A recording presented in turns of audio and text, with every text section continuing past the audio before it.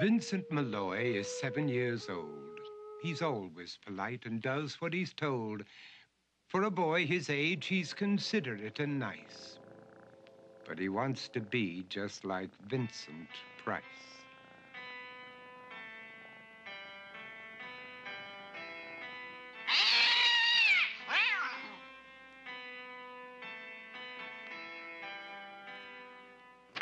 He doesn't mind living with his sister, dog, and cats, though he'd rather share a home with spiders and bats.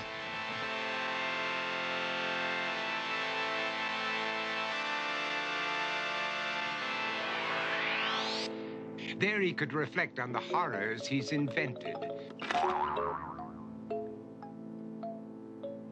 and wander dark hallways alone and tormented.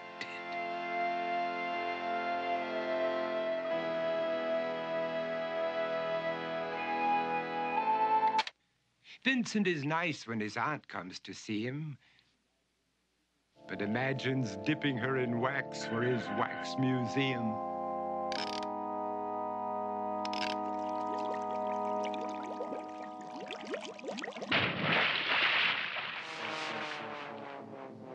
He likes to experiment on his dog, Abercrombie, in the hopes of creating a horrible zombie. So he and his horrible zombie dog could go searching for victims in the London fog. His thoughts, though, aren't only of ghoulish crime. He likes to paint and read to pass some of the time.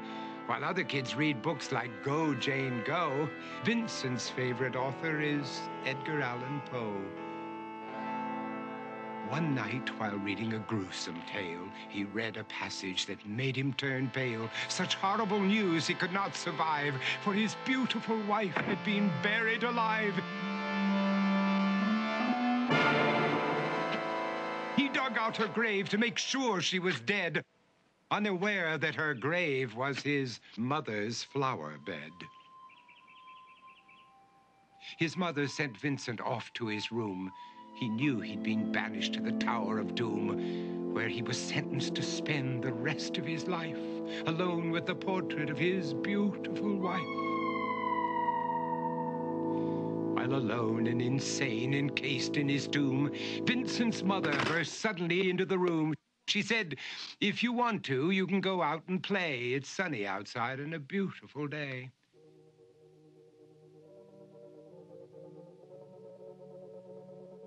Vincent tried to talk, but he just couldn't speak. The years of isolation had made him quite weak. So he took out some paper and scrawled with a pen, "I am possessed by this house and can never leave it again." His mother said, "You're not possessed and you're not almost dead. These games that you play are all in your head. You're not Vincent Price, you're Vincent Malloy. You're not tormented or insane, you're just a young boy. You're 7 years old and you are my son. I want you to get outside and have some real fun." Her anger now spent, she walked out through the hall. And while Vincent backed slowly against the wall, the room started to sway, to shiver and creak. His horrid insanity had reached its peak.